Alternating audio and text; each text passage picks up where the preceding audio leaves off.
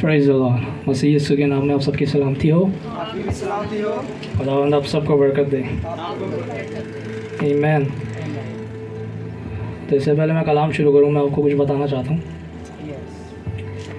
कि मेरे ऊपर भले ही पास्टर और टीचर की अनॉइंटिंग है, मतलब मेरी कॉलिंग जो है वो पास्टर और टीचर की है, but I don't consider that.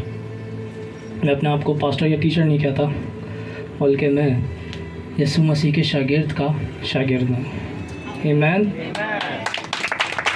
तो और जैसा आप सब जानते हैं, शायद मैं बोलते रहते हैं ये चर्च नहीं है, ये चर्च नहीं है, और वो पास्टर नहीं है। क्या मतलब है? तो जो आपसे पूछे आप कहाँ जा रहे हैं, आप बोलें कि हम चर्च नहीं, हम ट्रेनिंग ग्राउंड में जा रहे हैं। This is a training place, जाके जहाँ पे बादशाही के फर्जंद तैयार हो रहे हैं, sons and daughters of God, जो कि बड़े हो के यीशु मसीह की दुल्हन बनेंगे और जो कराची और पाकिस्तान के ऊपर देवता बैठे हैं वो उनका सर उतार देंगे। आमीन। Praise the Lord. तो चलिए हम शुरू करते हैं। तो आज जो हमारा मैसेज है वो है पैराबल्स ऑफ द किंगडम। जैसे आप सब जानते हैं, मैंने पोस्टर भेजा था। तो मतलब बादशाही की तमसीलें जो कि यीशु मसीह ने मत्ती 13 बाब में बताई, और ये 7 तमसीलें हैं जो कि मसीह यीशु ने कंसेक्यूटिवली एक के बाद एक बताई, रिकॉर्डेड है मत्ती 13 बाब में। तो मैंने लिखा था, Lord Jesus taught 7 parables of the kingdom of haven consecutively in Matthew 13। और इसी के साथ अगर आप मुकाशवा की किताब पढ़ें तो मुकाशवा 2 और 3 बाब के अंदर आपको यीशु मसीह के 7 खतूत मिलते हैं, 7 letters to the 7 churches at the time of John. यूहन्ना के टाइम पे 7 चर्चेस थे, 7 कलीसियाएँ थी जो कि मेन कलीसियाएँ थी, जो कि टर्की के रीजन के अंदर पाई जाती थी। और खुदावंद यीशु ने उन 7 चर्चेस को 7 लेटर्स दिए यूहन्ना के थ्रू, जो कि उसने लिखे हैं मुकाशवा की किताब में। और जिस टाइम पे यूहन्ना ने मुकाशवा की किताब लिखी, उस टाइम पे कोई भी रसूल ज़िंदा नहीं था सिवाय यूहन्ना के। एट दैट टाइम लोग, मुझे हिस्ट्री बताती है कि 90 AD में शायद लिखी गई थी। तो उस टाइम पे पौलुस और 12 जितने भी थे, 12 में सिर्फ यूहन्ना बचा हुआ था। पॉल भी मर गया था और यूहन्ना बचा हुआ था, और यूहन्ना को एग्जाइल कर दिया था, यूहन्ना को बंदी बना दिया था, और उसको पैटमोस एक आइलैंड है ग्रीस के अंदर, वहाँ पे उसको कैद कर दिया था, और वो समुद्रों के अंदर कैद था, समुद्र के बीच में। तो खुदावंद यीशु ने मत्ती 13 बाब में ये जो पैराबल्स हैं, लिखा है कि खुदावंद यीशु जो है घर से बाहर निकला और झील के किनारे गया, और झील के किनारे जाके उसने देखा कि बहुत भीड़ आ गई उसके पास, और लिखा है कि वो कश्ती में बैठ गया अपने शागिर्दों के साथ, और भीड़ को बताने लगा, उनको सिखाने लगा, और उसने अपना मुंह खोला और तमसीलें बोलने लगा। तो ये जो पैराबल्स है ये प्रोफेटिकली, नबूती तौर पे अलाइन करते हैं, मतलब मिलते हैं इन 7 खतूतों के साथ, और ये speak out, they speak about the history of church and life of a believer. ये जो तमसीलें हैं ये चर्च की हिस्ट्री और एक ईमानदार की ज़िंदगी बताते हैं हमें। तो इसके हम आज पहला हिस्सा सीखेंगे, जिसके अंदर हम 2 तमसीलों को सीखेंगे और 2 खतूतों को। In part 1 we will learn about first 2 parables and letters. तो लेट्स स्टार्ट। तो हमारे लिए ब्रदर सलमान पढ़ेंगे मत्ती 13 बाब, उसकी 3 से 9 आयत। जी ब्रदर। और उसने उनसे बहुत सी बातें तमसीलों में कहीं कि देखो, एक बीज बोने वाला निकला और बोते वक्त कुछ राह के किनारे गिरा, और परिंदों ने आकर उन्हें चुग लिया, और कुछ पथरीली ज़मीन पर गिरा जहाँ उनको बहुत मिट्टी ना मिली, और गहरी मिट्टी ना मिलने के सबब से जल्द उग आए, और जब सूरज निकला तो जल गए, और जड़ ना होने के सबब से सूख गए। और कुछ झाड़ियों में गिरे, और झाड़ियों ने बढ़कर उन्हें दबा लिया, और कुछ अच्छी ज़मीन में गिरे और फल लाए, कुछ 100 गुना, कुछ 60 गुना, कुछ 30 गुना। जिसके कान हो वो सुन ले कि रूह के लिए क्या फरमाता है। तो देखिए ये पहली तमसील है जो कि है, जिसको मैं बोलता हूँ सोअर, बोने वाला। तो सोअर, और जो पहला खत है मुकाशे की किताब 2 अबाब में, वो था इफिसियों की कलीसिया के लिए, चर्च ऑफ एफेसस। तो उसको हम देखेंगे कि ये कैसे अलाइन करता है इसके साथ। पहले हम तमसील सीखते हैं कि तमसील का क्या मतलब था। तो खुदावन ने बोला कि बोने वाला बोता गया, और कुछ बीज जो थे वो राह के किनारे गिरे और परिंदे आए और उन्होंने चुग लिया। और कुछ बीज जो थे वो पथरीली ज़मीन में गिरे, मगर क्योंकि उनमें डेप्थ ऑफ सॉइल नहीं थी तो वो ऊपर आए और ख़त्म हो गए, और जब सूरज उन पे आया तो वो तबाह हो गए। उसके बाद कुछ ज़मीन जो थे वो रॉकी प्लेस, पथरीली ज़मीन पे गए, रॉकी प्लेसेस में। और फिर क्या हुआ, और कुछ रॉकी प्लेसेस झाड़ियों वाली जगह पे गए, सॉरी थॉर्नी प्लेसेस पे, और झाड़ियों ने उन्हें दबा दिया। और कुछ अच्छी ज़मीन में गए, और अच्छी ज़मीन में 3 तरह के फल थे, एक 30 गुना, एक 60 गुना और एक 100 गुना। तो हम सीखेंगे इस सब का क्या मतलब है। तो पहली बात, जो बोने वाला है, द सोअर, वो इब्ने आदम है, son of man, that is Jesus Christ. और यीशु मसीह जो था अपनी ज़मीनी ज़िंदगी में पूरी ज़िंदगी बोता गया। वो क्या बोल रहा था, वो सच बोल रहा था। He was sowing word, the truth of the word, वो कलाम का सच को बोता गया, क्योंकि वो खुद सच था तो वो अपना हिस्सा बोता गया। And those who would know the truth, और मैंने लिखा है कि जो उस सच को जानेंगे वो बनेंगे, जो उस सच को जानेंगे वो बन जाएंगे बादशाही के फर्जंद। Those who know the truth are going to become the sons of the kingdom, बादशाही के फर्जंद। और जो सीड था, वो बीज था, वो 4 ज़मीनों पे गिरा। ये जो 4 ज़मीनें हैं, ये 4 किस्म के लोग हैं। आमीन। तो आज हम सीखते हैं कि 4 किस्म के लोग कौन हैं। तो पहली ज़मीन थी रोड साइड, राह के किनारे गिरा। ये रिप्रेजेंट करता है जो ज़मीन, जो रोड होता है वो सख्त होता है, उसके अंदर बीज नहीं जा सकता। मतलब है ये वो लोग हैं जिनके दिल सख्त हैं। This represent hardened hearts, that is they have predefined concepts what they have learned in their upbringing and ways of life and would not listen and give heed to what others tell them। मतलब है कि ये वो लोग हैं जिनके बने बनाए कॉन्सेप्ट्स हैं, जिन्होंने चीज़ें सीखी हैं अपनी ज़िंदगी में, जब वो बड़े हुए और लाइफ में चलते हुए जो जिस स्टेज तक वो पहुँचे उस टाइम पे उन्होंने जो कुछ भी सीखा होता है उससे उनका दिल सख्त हो चुका होता है कि अब आप उनको जाके कुछ बताओ तो वो कबूल नहीं करेंगे कि नहीं हमें ज़्यादा पता है। और ये क्यों होता है मैं बताऊंगा। So when you go and teach them the truth of the word, और जब आप जाते हो कि आप उनको सच्चाई का कलाम दो तो वो समझेंगे नहीं, और आप उनके ऊपर जो भी फेंको, लिखा है परिंदे आके चुग लेंगे। ये परिंदे कौन है, ये बदबुएं हैं जो उनके इर्द गिर्द हैं और उनके अंदर हैं। So whatever you throw at them, the demons will eat it। और उनका दिल क्यों सख्त हुआ होता है, जिसका रीज़न है फ़ख्र।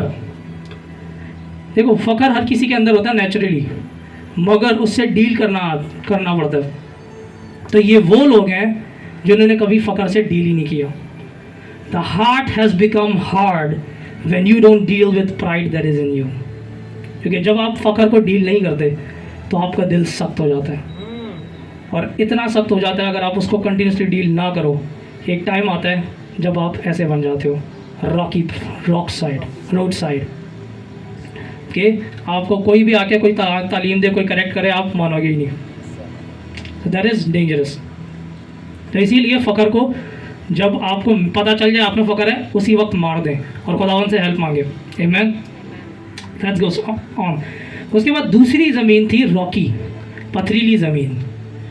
ये लोग वो हैं जिनके अंदर फ़ख्र कम होता है, मतलब ये हम्बल होते हैं, मगर लिखे कि this is the one who receives the word with Joy. और याद रखिए जॉय एक इमोशन है।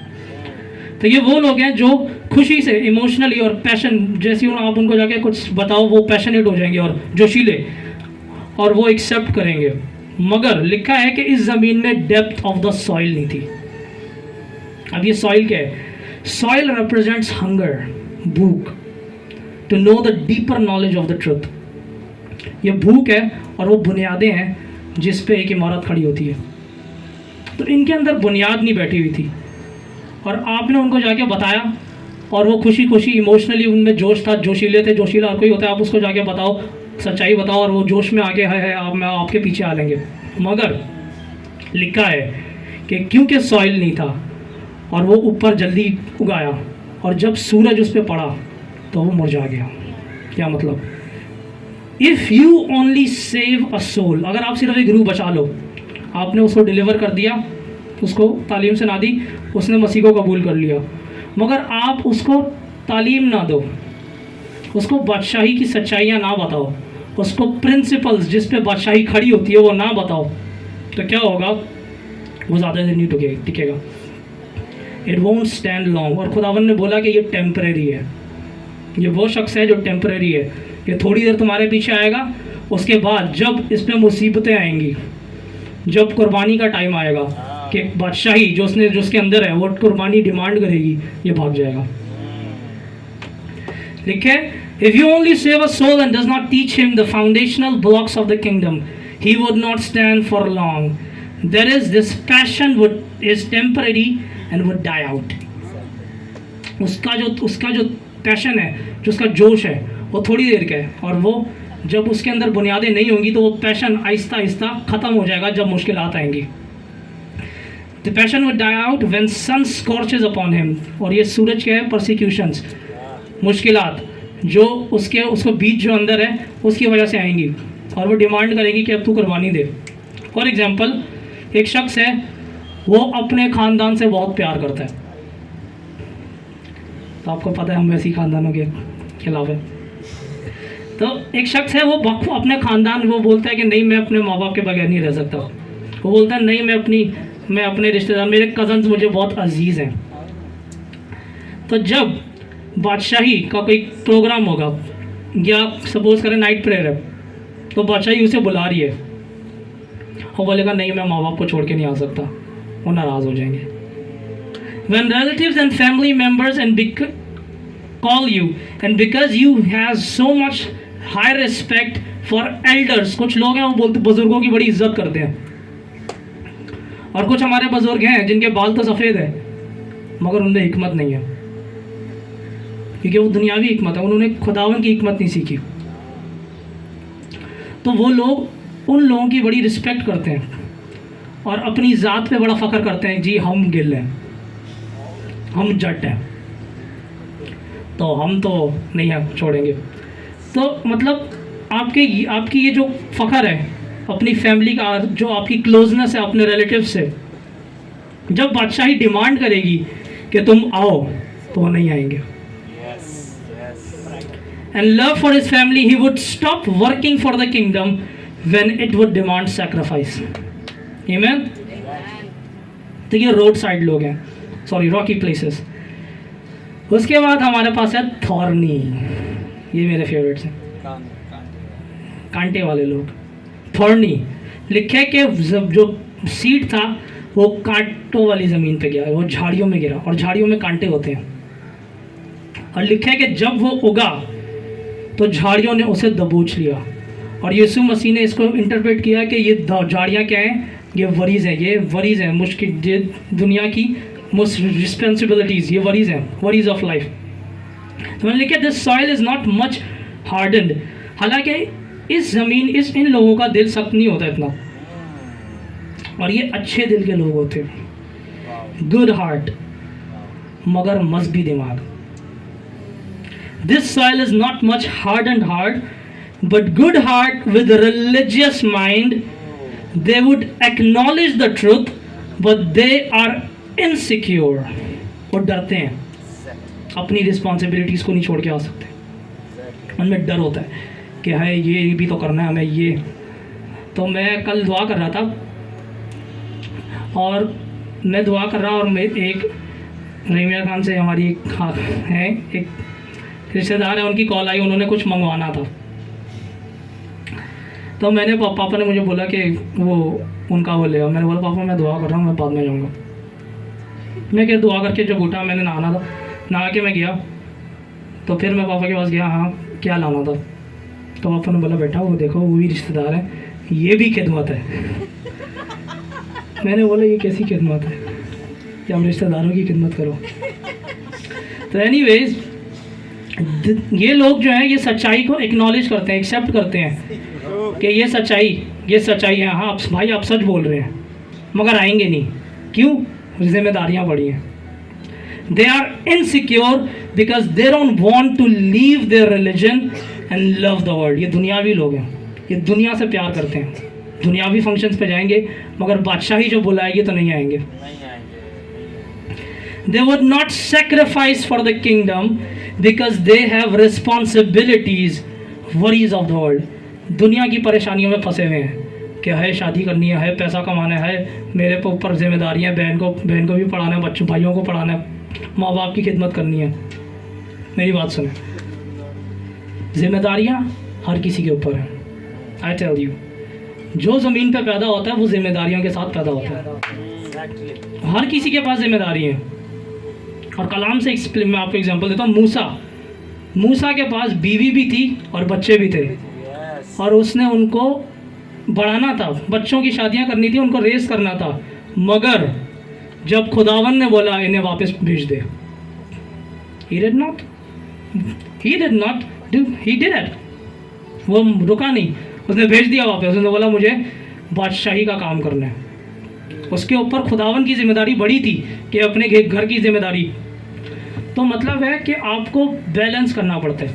आप चूज़ करते हो कि आप कौन सी जिम्मेदारी को अहमियत देते हो। जब बादशाही बुला रही है तो घर की जिम्मेदारी नहीं देखनी। हाँ, जब कोई काम नहीं है, आपको खुदावन से फ्री हो, तब आप देख सकते हो। मगर जब बादशाही बुलाती है तो सबसे बड़ी बादशाही की जिम्मेदारी है। आमीन। फिर जिसको हम फॉलो करते हैं, जीसस, यीशु के बहन भाई थे और यीशु बड़ा भाई था सबका। Jesus was the eldest. मगर जब वक्त आया तो उसने घर छोड़ दिया। He left the house to do the father's business। उसने बाप का बिजनेस संभालने के लिए घर छोड़ दिया। और लिखे कि उसके घर वाले आते थे उसे बुलाने, और बोलता कौन मेरा माँ, कौन मेरा बाप। उसने बोला जो बाप की मर्जी पूरी करते हैं वो मेरे रिश्तेदार हैं। Those are my family members। Amen। तो मैं उन भाइयों से कहना चाहता हूँ जो इस ज़मीन में पाए जाते हैं, जो जो हमारे पास थॉर्नी है, जो जिम्मेदारियों में फंसे हुए हैं। मैं आपको कहता हूँ कि आपको कौन रोकता है? What stops you, brother? मैं आपसे सच कहता हूँ कि आपकी मर्जी आपको रोकती है। Your will stops you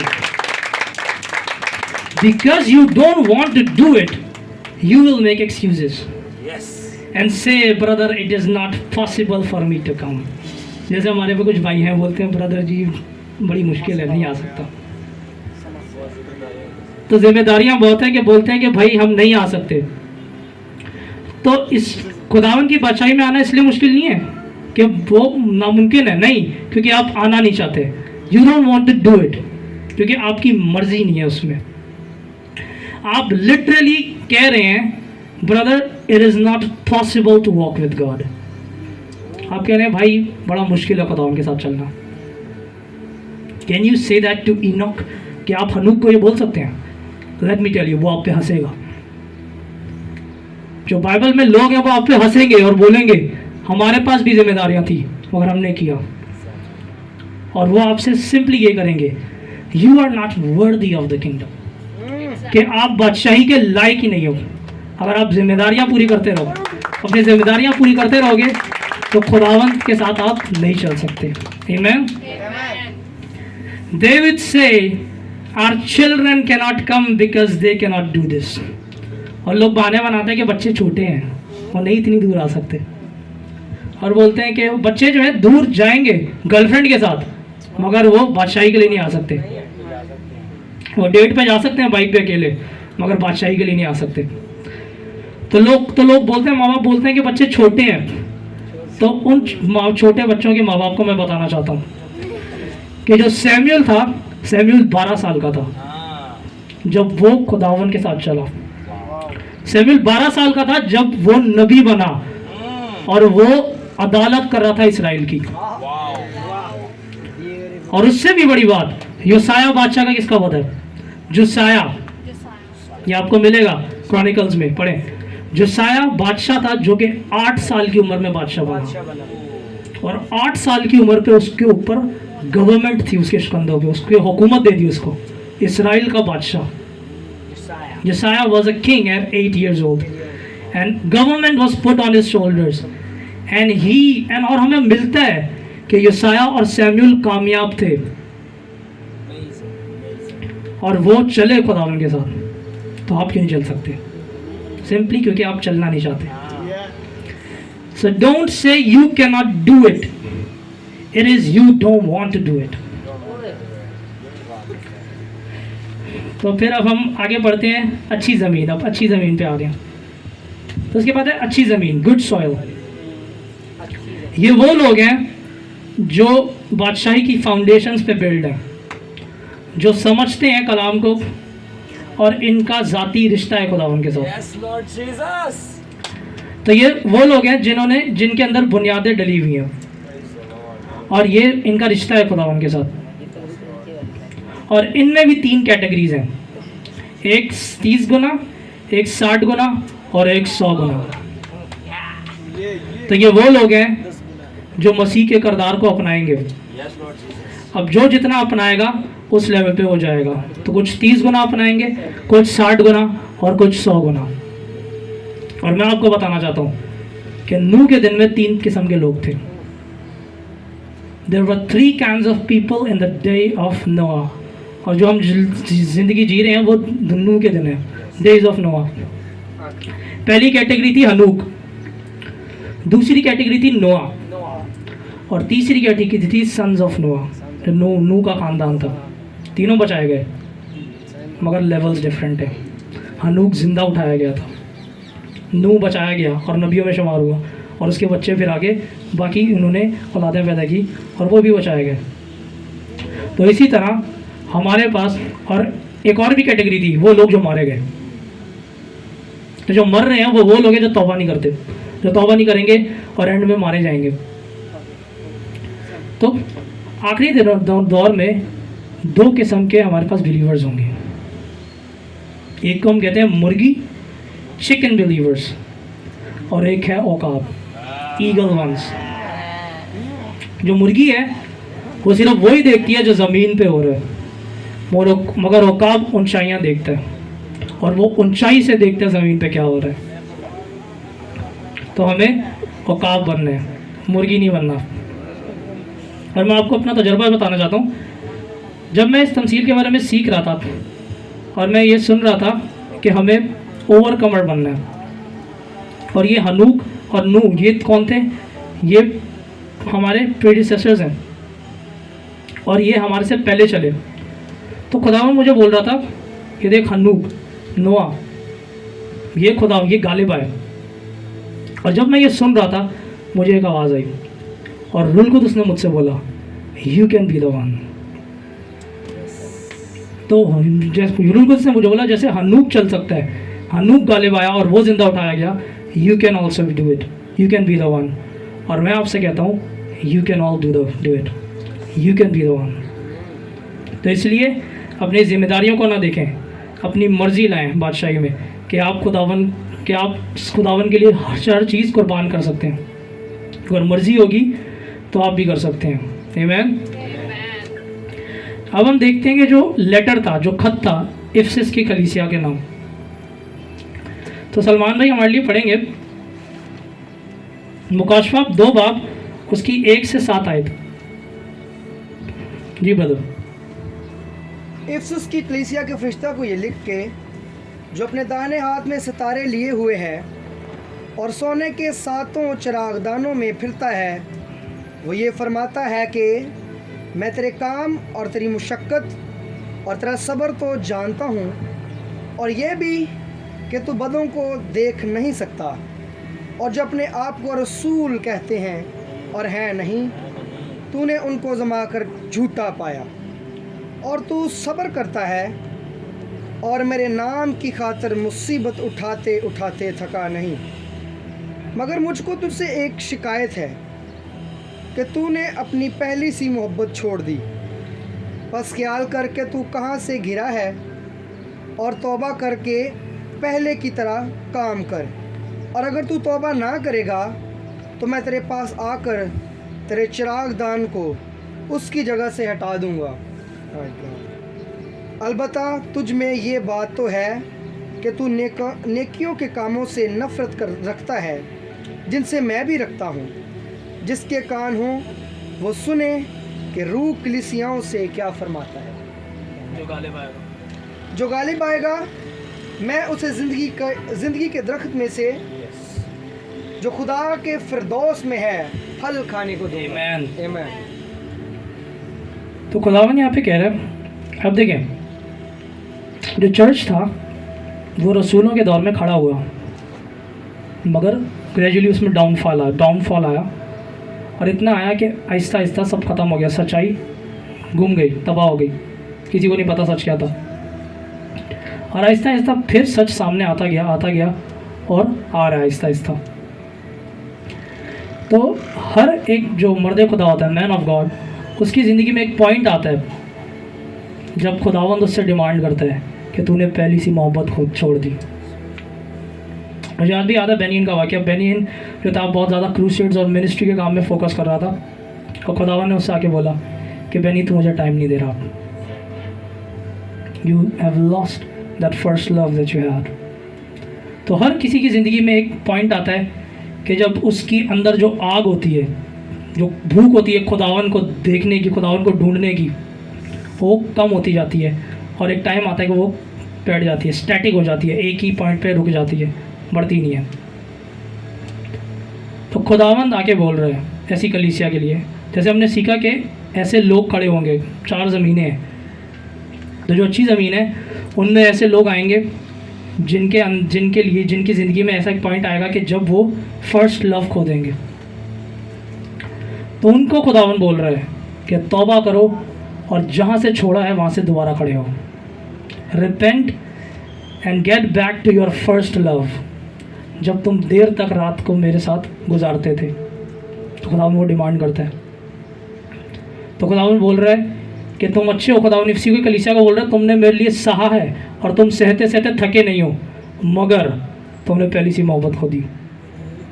the Lord is saying कि तुम्हारे अंदर जो आग है वो बुझती जा रही है और ऐसा ना हो कि वो आग हमेशा के लिए बुझ जाए। तो इसीलिए तौबा करो और वापस आओ। तो हमारे लिए ये कि Lord is saying repent and get back to your first love and be consistent in that or else your fire will be extinguished. तो मसा रहेगा मगर अंदर आग जो है वो बुझी हुई है। तो इसीलिए अभी हमारे लर्निंग डेज है, हमें जो है जो आग है उसको जलते रखना है। और वो कैसे जलेगी? रिश्ता, relationship with the Lord, fellowship with the Lord, continuously consistently करते रहें। मैंने लिखा this church had endured for Christ but gradually its first love was dying. This is first decline in a believer's life. ये पहला decline होता है एक जो ईमानदार है उसकी ज़िंदगी में, उसका पहली मोहब्बत कम होती जाती है। और खुदावन बोल रहा है कि if you repent and start from where you left you have overcome. और खुदावन बोल रहा है जो गालिब आएगा उसे मैं हमेशा की ज़िंदगी दूंगा, उसको मैं जो ज़िंदगी का दरख्त है उससे फ्रीली खाने को दूंगा। मतलब हमेशा की ज़िंदगी दे रहा है खुदावन। तो पहला रिवॉर्ड है जो गालिब आएगा उसे हमेशा की ज़िंदगी मिलेगी। आमीन। तो इस चर्च के लिए जो लेटर था इसके अंदर निकोलेटेंस का जिक्र हुआ। खुदावन ने बोला कि मैं इस चीज़ से खुश हूँ कि तुम निकोलेटेंस की डीड्स को हेट करते हो, क्योंकि मैं भी करता हूँ। ये जो निकोलेटेंस थे, ये कुछ एक ग्रुप था जिसको निकोलेटस ने शुरू किया था।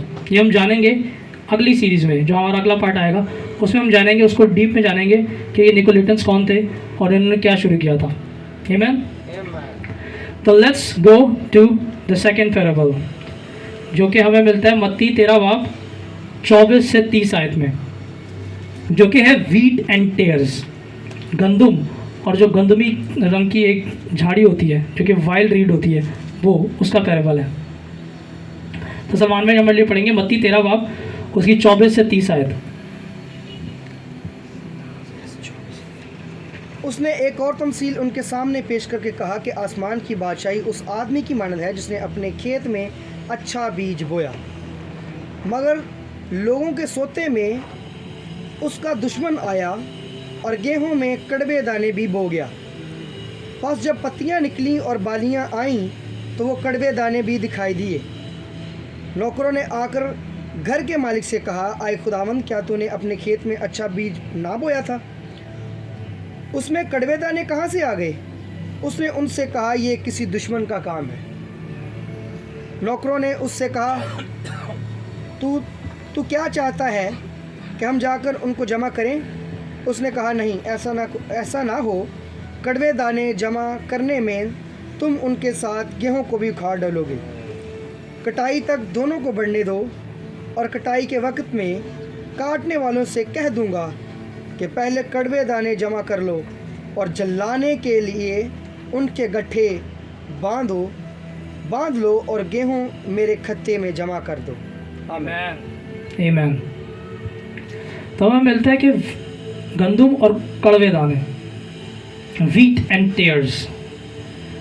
और जैसे मैंने आपको बताया, जो अर्ली चर्च था, जो शुरू की कलीसिया थी, रसूलों की मौत के बाद और जो उनके शागिर्द थे उनकी मौत के बाद करप्ट हो गई थी, क्योंकि कोई ऐसा नहीं था जिसको सच्चाइयाँ याद हों। और हमें मिलता है कि शैतान ने आके अपनी टीचिंग्स बो दी। The early church, after the death of apostles and their disciples, got corrupted, and as it says, as men were sleeping, खुदावन ने बोला कि जब शागिर्द, जो सर्वेंट्स थे, जो बोने वाला था, जो ज़मींदार था, उसके जो सर्वेंट्स थे, जब वो सो रहे थे, तो लिखा है कि एनिमी ने आके अपने बीज बो दिए। सोने से मुराद है सुस्ती, स्लैकनेस। जब रसूल मर गए और उनके शागिर्द भी मर गए, तो चर्च के अंदर स्लैकनेस आ गई। कोई करेक्शन नहीं थी, कोई स्ट्रिक्ट डिसिप्लिन नहीं, कोई प्रॉपर प्रेयर लाइफ नहीं, और जो सच्चाई थी वो आहिस्ता आहिस्ता ख़त्म हो रही थी। तो क्या हुआ? स्लैकनेस आई, सुस्ती आई, और शैतान ने आके अपने बीज बो दिए। The enemy Satan came and sowed his seed, that is seed of the serpent, among the wheat। और लिखा है कि जो ज़मीन है, ज़मीन जिम्मेदार की है, जिम्मेदार जीसस है। तो जीसस की फील्ड के अंदर शैतान ने अपने बीज बो दिए। मतलब चर्च के अंदर ही ईमानदार भी हैं, और उन्हीं ईमानदारों के अंदर सीड ऑफ द सरपेंट भी है। और मेरी बात याद रखिए, हर जो शख्स है वो दरख्त की मानद है, और कलाम में लिखा है कि दरख्त अपने फलों से पहचाना जाएगा। तो आप सेटन की सीड और खुदा की सीड को कैसे फ़र्क करेंगे? उनके फलों से।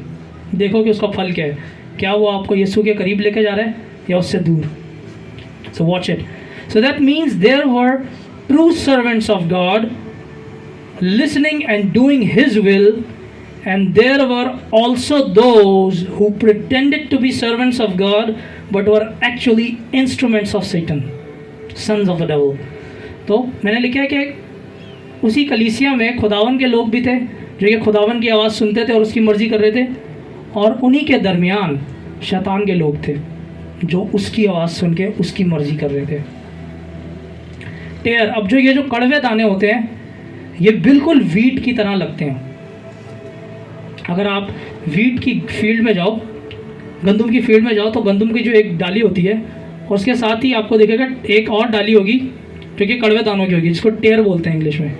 वो बिल्कुल उसी की तरह लग रही होती है, मगर इसके जो बीज हैं, इसके जो ग्रेन होता है, ये पॉइजनस होते हैं। अगर ये आप खाओ तो आपका पेट खराब हो जाएगा।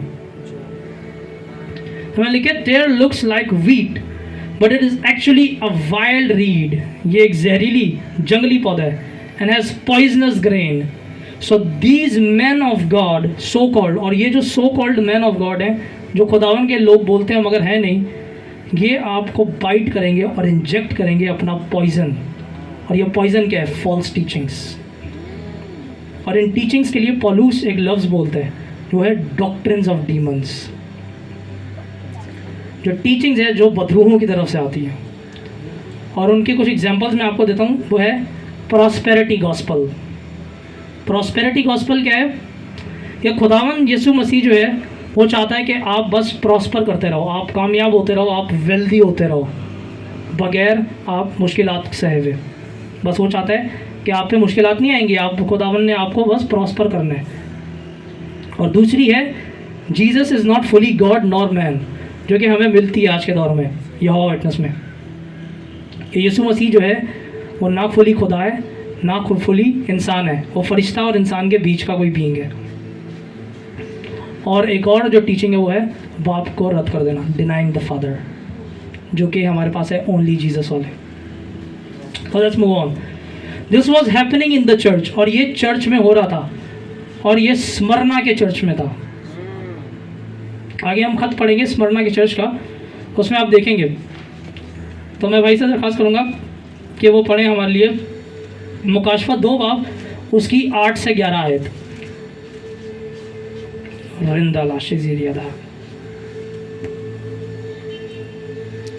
और स्मरना की कलीसिया के फरिश्ता को ये लिख, जो अव्वल व आखिर है और जो मर गया था और ज़िंदा हुआ, वो ये फरमाता है कि मैं तेरी मुसीबत और गरीबी को जानता हूँ, मगर तू दौलतमंद है, और जब अपने आप को यहूदी कहते हैं और हैं नहीं बल्कि शैतान की जमात में हैं, उनके लान तान को भी जानता हूँ। जो दुख तुझे सहने होंगे उनसे खौफ ना कर।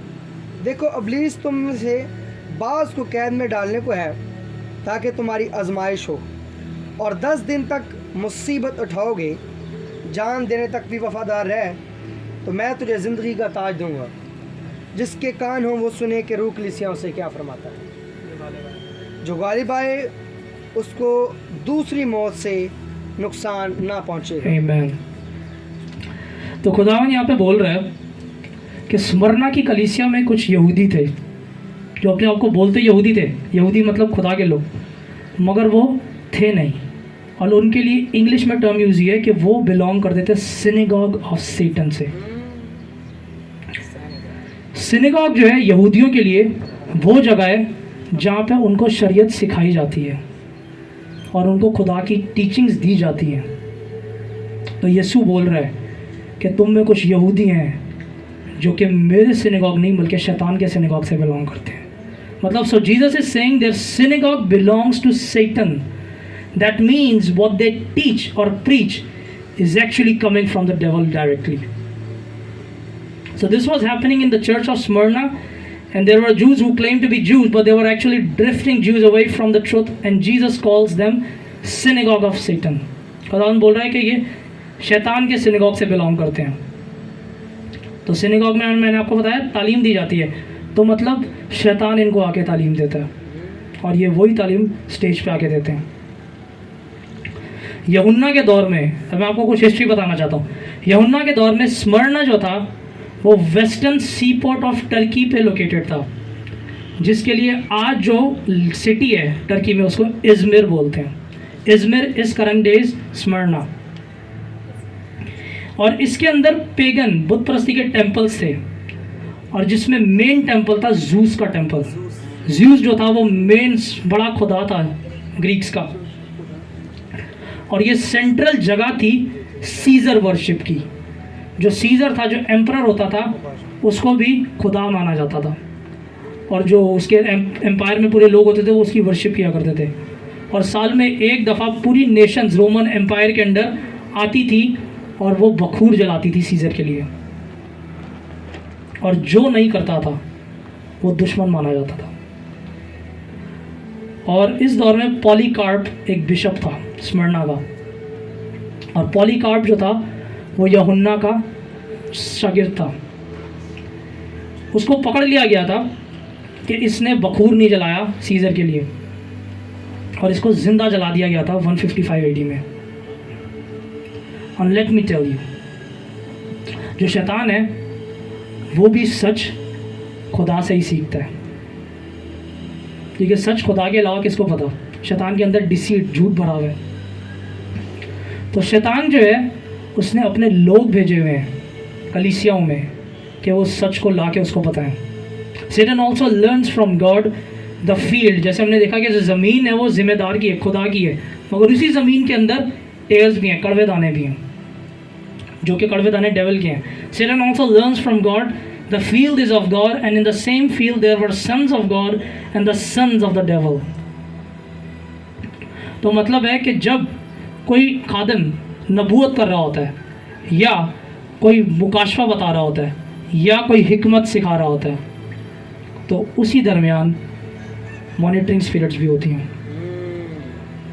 और अगर मॉनिटरिंग स्पिरिट्स नहीं है तो इंसानी रूहें हैं जो कि उसकी हैं, जो इन्फॉर्मेशन उस तक पहुंचा रही होती हैं। तो when a man of God prophesy और टीचेस दिस विजडम, सैटन सन्स इन द चर्च डिसगाइज्ड, ये वो लोग हैं जो डिसगाइज्ड हैं, छुपे हुए हैं, मगर वो शैतान के लोग हैं, मगर वो जाहिर ऐसे होते हैं ईमानदार, वो ट्रांसफ़र करते हैं ये नॉलेज टू सैटन, ताकि शैतान जो है प्रिपेयर हो जाए। शैतान अपनी जो फ़ौज है उसको तैयार करे, जो हिकमत खुदा ने भेजी है, जो नबूवत खुदा ने भेजी है, उसको रिवर्ट करने के लिए। He would prepare to destroy that wisdom by not letting it fulfill. खुदावन यीशु ने बोला कि उसके शागिर्दों ने बोला कि हम जाके गेहूं को जो कड़वे दाने उनको निकाल दें, तो खुदावन ने मना किया, नहीं निकालो शुरू में। एंड में खुदावन ने बोला निकालना, अभी नहीं निकालो, शुरुआत में जब बुनियादें डल रही हैं। तो खुदावन ने बोला अभी नहीं निकालो, क्योंकि अगर तुम कड़वे दानों को निकालोगे तो हो सकता है कि तुम गेहूं को भी साथ निकाल दो। तो खुदावन बोल रहा है देयर विल बी मैन। तो अगर कोई शख्स है जो कि अच्छा है, जिसकी ज़मीन अच्छी है, मगर वो उस शख्स जिसकी ज़मीन अच्छी नहीं है उसके साथ अटैच्ड है बहुत ज़्यादा, और वो भले कोई खुदा का खादिम ही हो भले, और वो उसकी आवाज़ बातें सुनता है, उस पर अमल करता है, उसको बहुत रिस्पेक्ट करता है, और अगर सडनली शुरुआत के दिन है उसके वो एक्सपोज हो जाए, तो वो जो कड़वा दाना था वो तो जाएगा ही जाएगा, मगर जो भीड़ थी खुदावन की वो भी चली जाएगी और वो भी हर्ट होगी, और हो सकता है कि वो खुदावन को छोड़ दे। तो इसीलिए खुदावन बोल रहा है कि शुरू में जब दाने कच्चे हैं, जब बुनियादें पूरी तरह से नहीं डली, अभी मत निकालो। तो इसीलिए जो शैतान के लोग हैं वो भी अंदर घुसे हुए हैं और आपको नहीं पता कि कौन है। तो हो सकता है कि चर्चेस के अंदर जो खुदावन के खादिम हैं उनके अंदर इल्यूमिनाती के लोग घुसे हुए हों, यू नेवर नो, जो कि इन्फॉर्मेशन शैतान तक पहुंचा रहे हैं, फ्रीमेसन्स के लोग घुसे हुए हों, यू नेवर नो। तो इसीलिए खुदावन उनको रहने दे रहा है ताकि आखिर के दिन वो खुद आके अदालत करे। आमीन। तो हमारे लिए ये है कि हमें स्ट्रांग रहना है और हमें किसी खादम या किसी शख्स पे डिपेंडेंट नहीं, सिर्फ खुदावन पे डिपेंडेंट रहना है। You rely only on Jesus. आमीन। तो हम कंक्लूजन करेंगे। मैंने लिखा rise up and get back to discipline, get back to your first love and keep the fire burning by having deep intimate relationship with the Holy Ghost, Jesus and the Father। तो बाप बेटा rule कुदुस के साथ रिश्ता बनाएं और उनके साथ फेलोशिप करें, मुलाकात करें, बातें करें, और इससे क्या होगा? You will overcome। Get up। In this way you will bear and overcome all tribulations that come your way and will not be corrupted by the devil's doctrines that will but you will expose it। तो जब आपका रिश्ता होगा बाप बेटा rule के साथ, आप जो हो हर आजमाइश पे गालिब आओगे, और जो डॉक्ट्रिन्स चल रही हैं दुनिया में आप उनको एक्सपोज करोगे जो शैतान की हैं। और रूह तुमसे कहता है जो गालिब आएगा उस पर दूसरी मौत गालिब नहीं आएगी। कर द वीडियो।